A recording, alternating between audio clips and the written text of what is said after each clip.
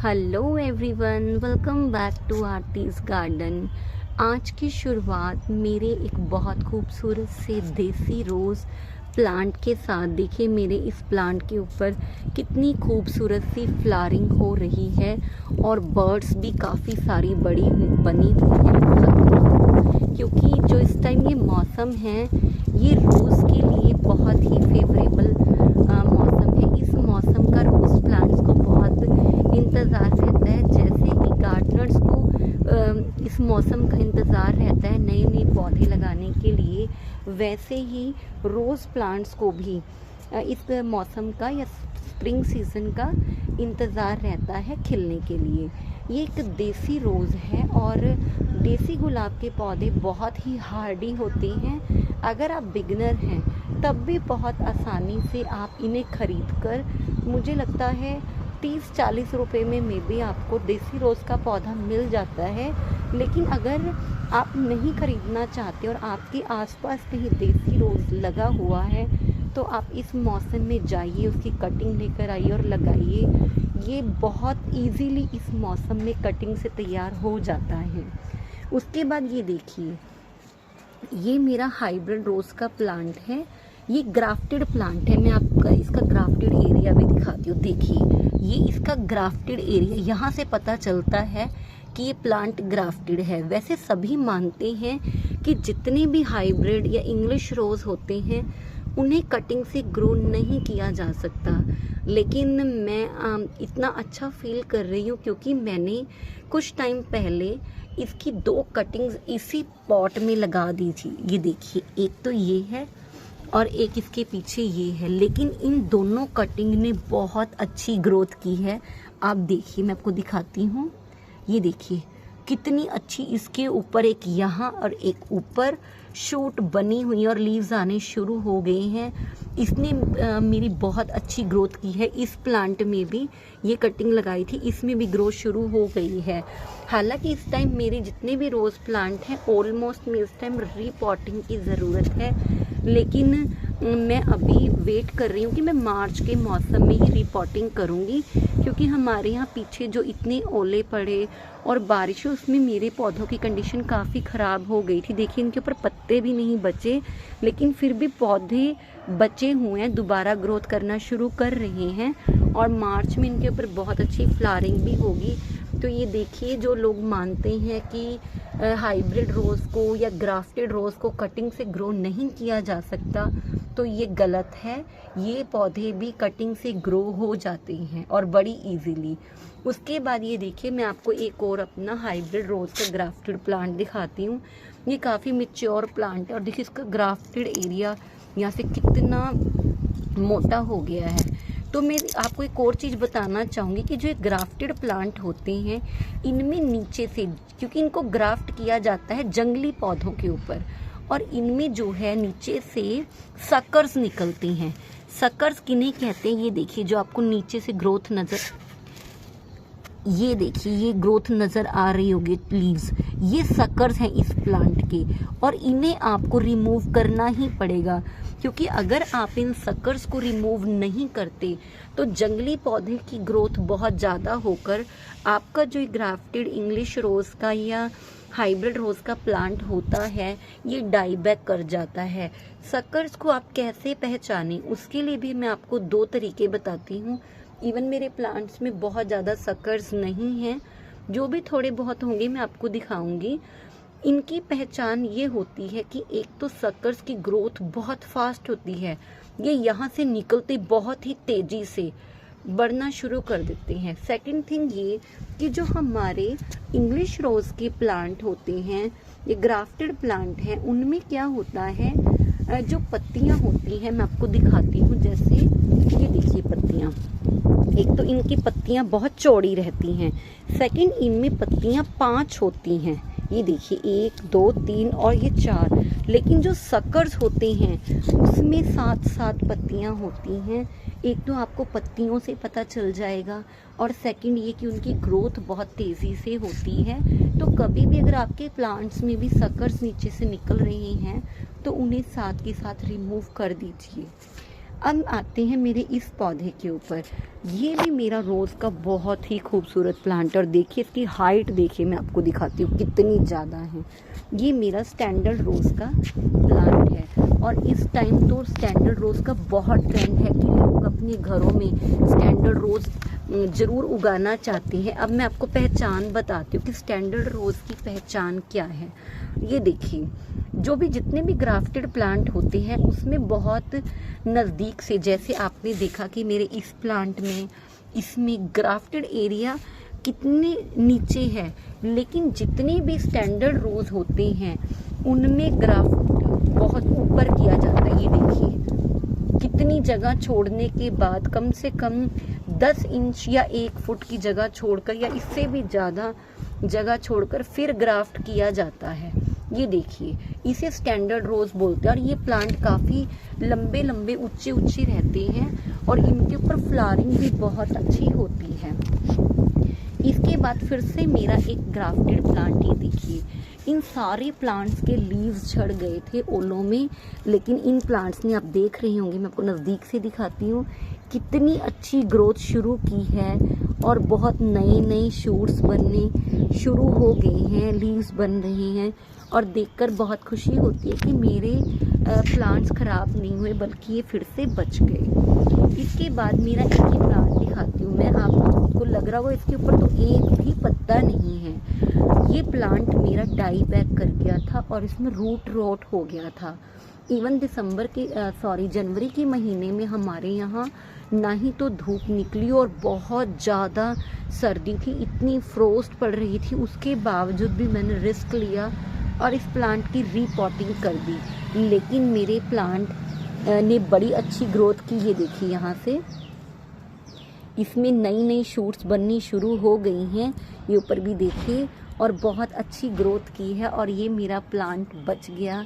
इस प्लांट को देखकर भी मुझे बहुत खुशी होती है। अगर आपका भी कोई प्लांट रूट रोट हो गया है या डाई बैक कर रहा है, पहले तो आप उसकी प्रूनिंग कर दीजिए, फिर उसे दूसरे पॉट में वेल ड्रेन मिट्टी बना के रीपोर्ट करके उसको डीफोलिएज कर दीजिए, उसके सारे पत्ते हटा दीजिए, ताकि प्लांट अपनी सारी पावर को अपना नई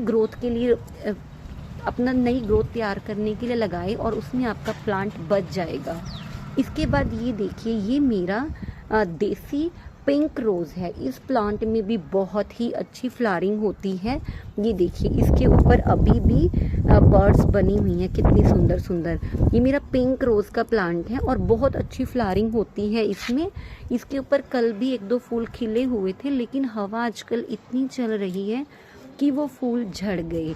पिंक रोज़ भी बहुत खूबसूरत लगता है, और वैसे भी अगर आप बिगिनर्स हैं तो आपको सबसे पहले देसी रोज़ अपने घर में लगानी चाहिए, क्योंकि देसी रोज़ की कोई बहुत ज़्यादा केयर नहीं करनी पड़ती।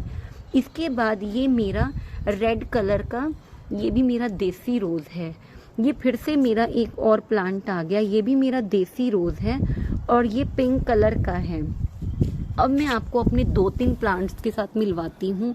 ये भी प्लांट्स वैसे मेरे हाइब्रिड्स इंग्लिश रोज़ हैं, लेकिन इनमें भी सेम प्रॉब्लम आई थी रूट रॉट की।